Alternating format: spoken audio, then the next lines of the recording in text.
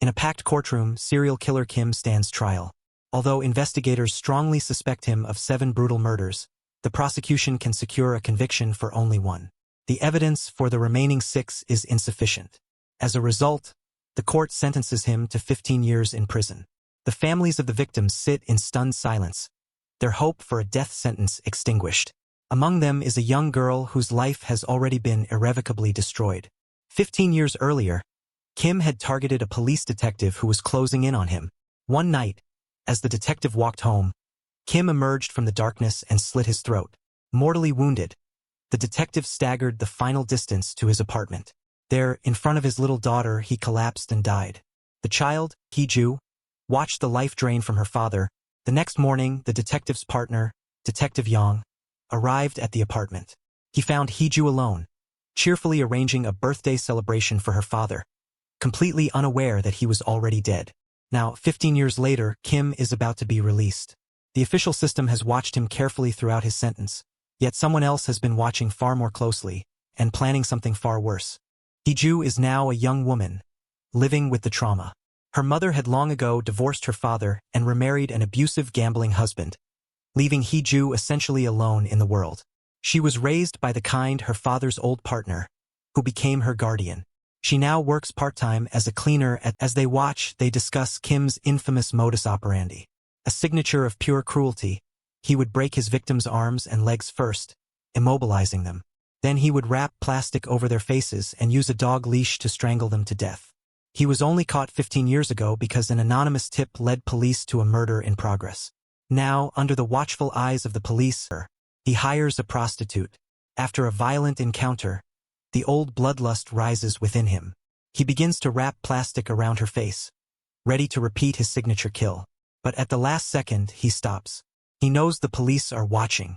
With a terrifying act of self-control, he lets the traumatized woman search every detail of Kim's past murders and his associates. Her entire life has become a long, cold plan for vengeance, and her first move has failed. The following day, police discover a double homicide. Chief Yang is immediately certain that Kim is responsible, even though officers assigned to watch him insist the killer never left his hotel the previous night. Yang confronts the 2 detectives, who stand by their surveillance reports. Unconvinced, he orders Kim brought in for questioning. During the interrogation, Kim remains smug and dismissive. He claims he spent the entire morning in his hotel room and that the prostitute who had been with him left alive and unharmed. With no physical evidence linking him to the murders, Yang is forced to release him.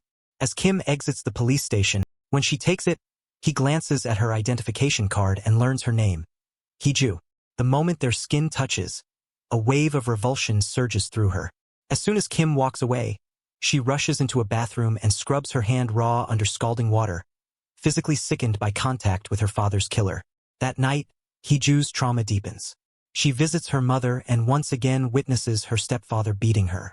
Enraged, Hee-ju waits outside. When the man emerges, she confronts him and demands to know why he hurts her mother.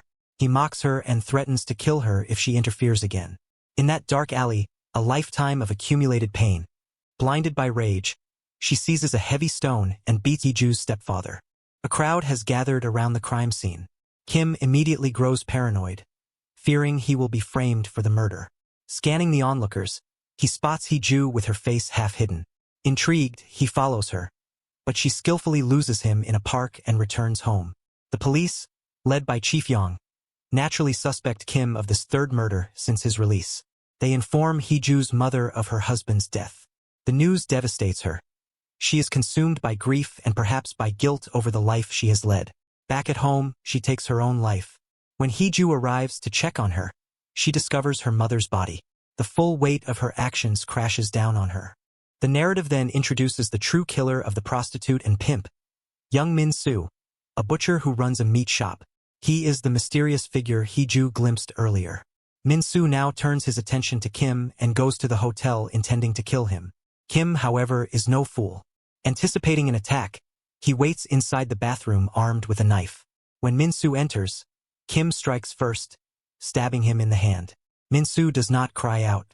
At that precise moment, Detective Yang arrives at the hotel room door to check on Kim. Kim steps out to meet him, leaving the wounded Min-soo silently hiding in the bathroom. Kim sees him but says nothing. Yang senses something is wrong and turns.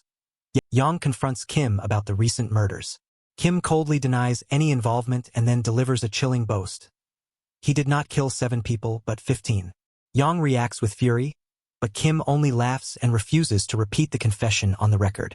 He taunts Yang, suggesting the detective might end up murdered just like his old partner, Heeju's father. Yang nearly shoots him on the spot and has to be restrained by a junior officer. Meanwhile, Heeju, drowning in guilt yet refocusing her rage, returns to her research on Kim's old crimes. Her sharp mind detects a critical inconsistency. The murder patterns from 15 years ago do not form a single coherent signature. She reaches a terrifying conclusion. There were not 1 serial killer, but 2. The first was Kim. The second is the man who killed the prostitute and pimp. The butcher, Min-soo. The game has become infinitely more complex. A children in an orphanage, they were close friends, united by a shared sadistic pathology. Together they tortured and killed small animals, a practice that gradually evolved into a mutual appetite for murder. In the present, the police investigation advances. Detective Yang discovers that after his release, Kim made several calls to a single number, the number belonging to Min-soo. Further digging uncovers a crucial detail from 15 years earlier. It was Min-soo who tipped off the police, leading to Kim's arrest. The reason was personal. Kim had kidnapped and murdered Min-soo's girlfriend. Kim tracks Min-soo to his butcher shop and confronts him, demanding to know why he was betrayed. Only rage. He threatens Min-soo, promising that the butcher will beg for death every single day, then walks away, a living promise of future violence. Unbeknownst to either man, a third and more calculating predator is already in motion. Heeju has been preparing carefully.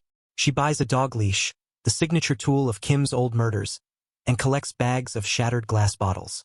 That night, as Min-soo returns home, he steps into a meticulously laid trap. The floor is covered in broken glass and soaked with water. Heeju is waiting. Before he can react, she throws a live electrical wire onto the wet glass. Min-soo is electrocuted, convulsing and dying in agony. Heeju immediately executes the next phase of her plan. She transports Min-soo's corpse to Kim's hotel room, wraps the face in plastic, and binds the neck with the dog leash, perfectly replicating Kim's old method. Then she hides and waits. When Kim enters and sees the staged body, he instantly understands he is being framed. At that moment, Heeju strikes from behind, plunging a knife deep into his back near the spine. She tells him the wound is crippling. If he moves, he will die. As Kim lies paralyzed by pain and shock, she reveals herself not as a random attacker, but as the architect of his downfall. She tells him it is the ultimate psychological torment for a man who has always dealt only in sudden violence. As Kim loses consciousness, Heeju calmly leaves him with the body. The police arrive and find Min-soo's carefully staged body. Detective Yang notices blood on the bed and deduces that Min-soo may have wounded Kim in a struggle. He believes Kim is still somewhere in the building and orders a room-to-room search, injured and covered in blood. Officers rush them into an ambulance. Yang, however, notices blood still dripping from under the bed. Looking underneath, he makes a horrifying discovery. The woman's real boyfriend lies. He thinks her 15-year mission is finally over. Kim, however, is not finished. He goes to Min-soo's apartment, sees the broken glass trap, and pieces everything together. He realizes that the woman he bumped into at the police station is the one who set him up. To fight the narrative, he calls a news agency and claims he is being framed for all the recent murders. Heeju sees the news report at the airport and realizes Kim is still free and fighting back. Her work is not done. She cancels her trip and returns. At the police station, the forensics report delivers another blow. No fingerprints or DNA link Kim to Min-soo's murder. Without solid proof, they cannot tie him to either the old crimes or the new ones. The frame-up is failing. Now a fugitive, Kim begins his own investigation. At a cyber cafe, he researches recent murders and comes across the death of Heeju's stepfather.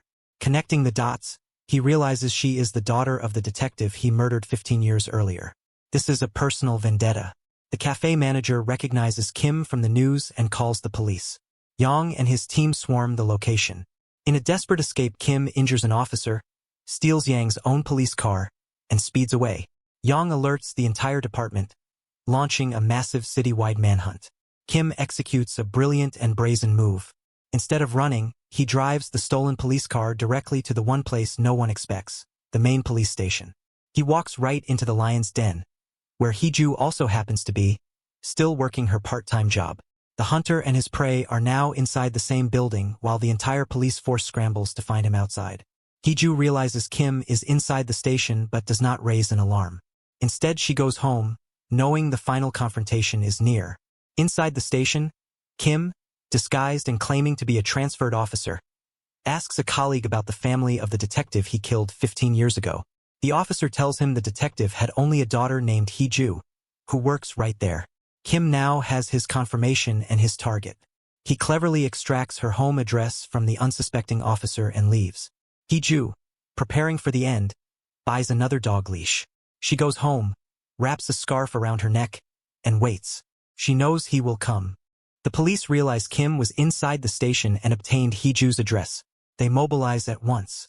Detective Yang leads a full team to her apartment, racing to protect her. They arrive too late. Kim has already reached the building first.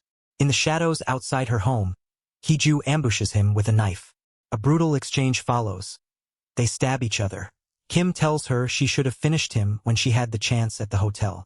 Hee-ju retorts that he killed her father and will pay for it. Then she flees, drawing him into a chase toward a nearby children's park.